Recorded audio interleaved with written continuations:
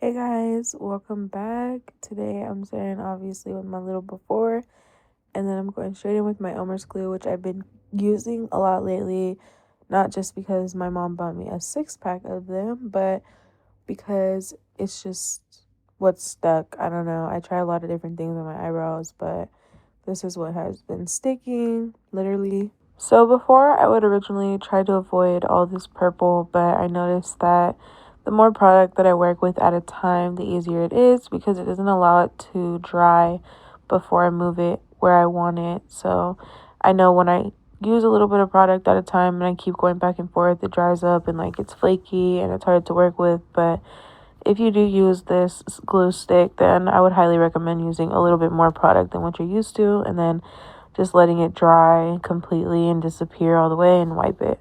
And now I'm going to go ahead and prime my lids using my P. Louise base with a little beauty blender. It's actually not technically a beauty blender. It's called a makeup bullet. If you guys are interested in these, you can literally slip your finger in it and like use it like a puppet, basically.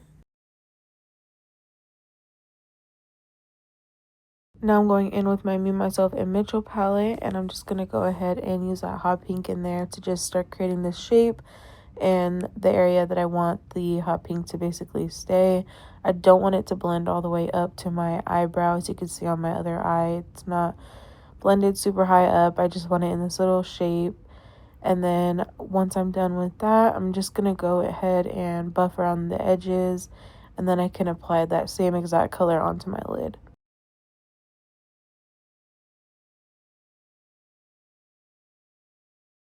So to explain this step, I always like to basically mute the concealer or primer that I put underneath my eyebrow area, just because I don't really carve my brows anymore with concealer, so I like it to all mesh into one before I do any buffing or anything, just to like avoid getting pigment in those areas, because when the yellow eyeshadow is already kind of down on your eye, it doesn't allow for the pigment to be picked up as easily.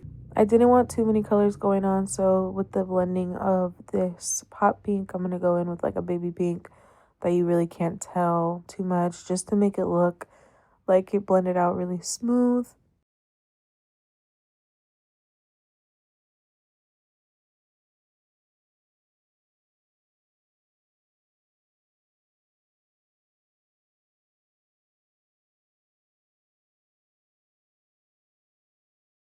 Now I'm going to go in with my Sheen Epic Liner in the shade Polka Dot. This is just a cute pastel pink moment, and then I was so scared I wasn't going to record this, side note. So I recorded both of my eyes, which usually I don't do, but I was like, I'm going to make sure I get this on footage with no problems. So I ended up getting both, but yes, I definitely went in after this layer dried with one more layer just to make it a little bit more pigmented, and then also to just smooth out that line that I created in both of my eyes, because I'm so picky when it comes to stuff like that, so I had to go back in. But yes.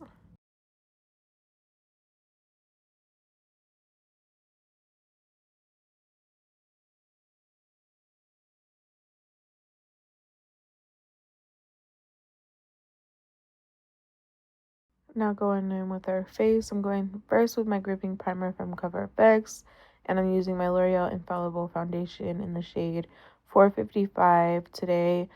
I didn't notice until after I was completely done with my makeup that this is no longer my shade. So from now on, I'm definitely going to be mixing in a lighter foundation before I buy a new one. But yeah, so that's just a side note. So I definitely noticed it afterwards, and it was embarrassing. But I definitely think I'm gonna go buy this exact foundation in my actual shade, because look at this coverage. Like, it covered up my acne scars, which they're kind of clearing up, but it covered them up with no problem. Anyways, I'm going in with my Bare Minerals Stick Foundation in the shade Sienna, and I'm contouring my nose, my cheek area, and my chin, and then I'm just gonna buff that all out with a beauty blender.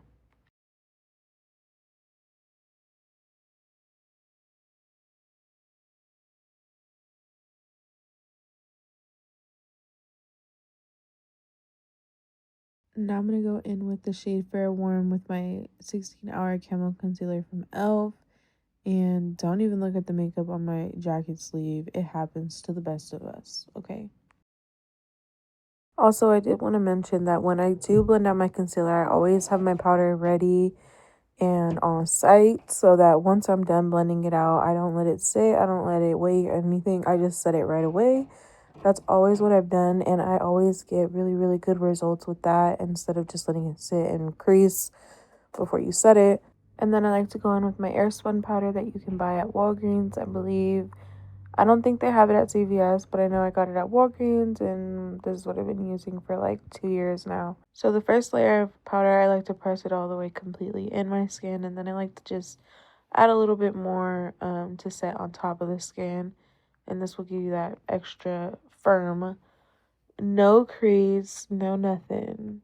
But if you have dry skin, I don't recommend it. But then I also bake underneath my contour area before I do my powder contour, which I'm using NYX powder contour palette today. But for my nose contour, I like to do it in reverse. I like to highlight the tip of my nose and the bridge of my nose, and then I go straight in with the contours on the sides and the tip.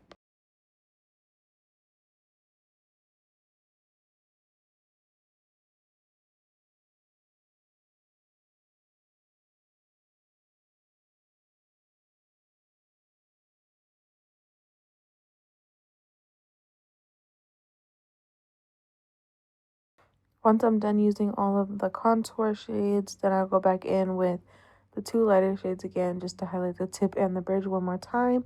And then again with some loose powder like so. And then if you want to, you can also bake the sides of your nose, which I have been doing a lot recently. I don't know why, but I kind of like it. It's like an extra oomph.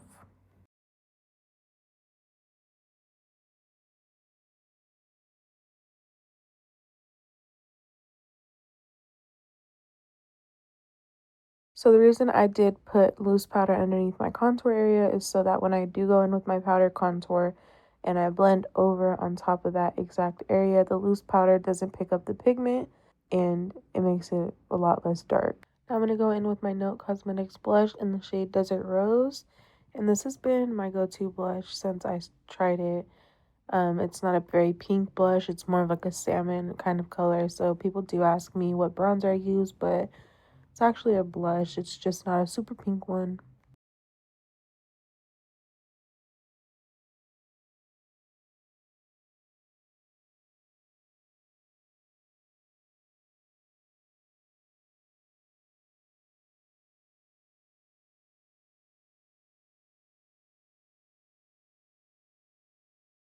I wanted to note that this is a huge part of blending out my contour. As you guys can see, I do go a little bit on top of the contour area as well. So while I'm dusting off the powder, I am kind of blending that out too, so it's not harsh.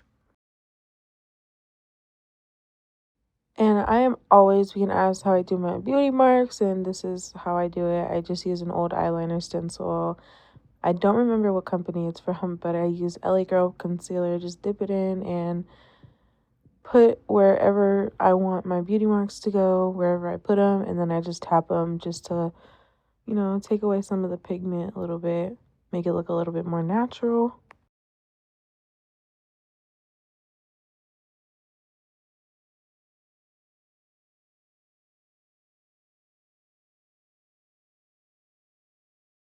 Next, I'm going to go in with my lashes in the style Be Iconic from at Lashes by Angel 69 on Instagram.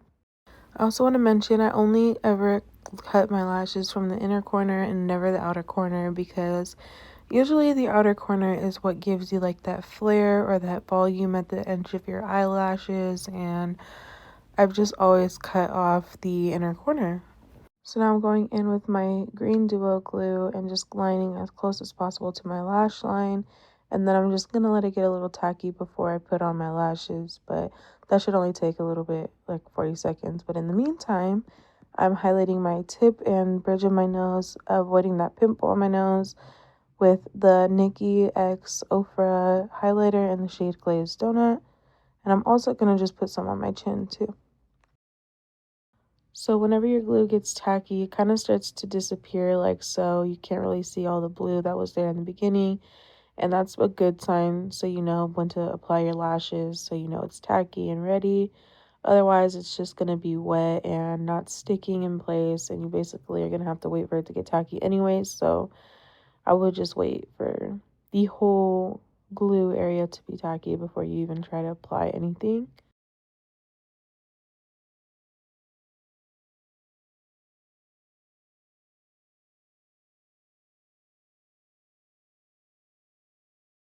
Now I'm going to go in with my Nude Truffle lip liner from NYX and my Homegirls Beauty Shop lip gloss in the shade Baby Girl.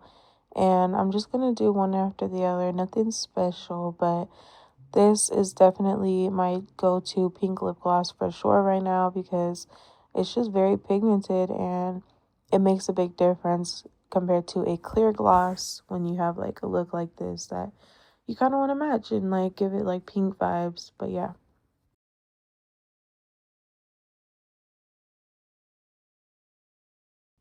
And that pretty much sums it up for today's video.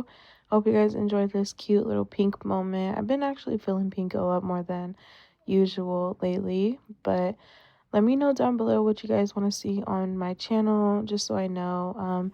Next week, I'm going to be posting a tutorial on how I do my curls from this video, which was actually done with heatless curls. But till then, thank you for getting this far. I appreciate every single one of you. Bye.